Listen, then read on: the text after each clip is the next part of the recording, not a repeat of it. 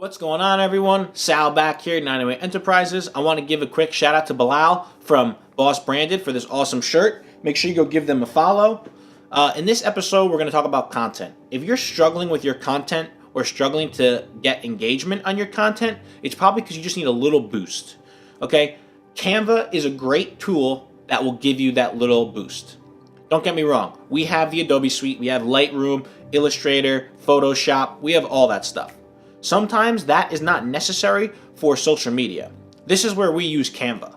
Canva is a great online free tool that you can use. You can edit pictures, you can add text to pictures, you can resize pictures, you can do custom aspect ratios for specific social media platforms, and there's countless stuff you can do in it. It's really a great tool, and I suggest you check it out and try to use it.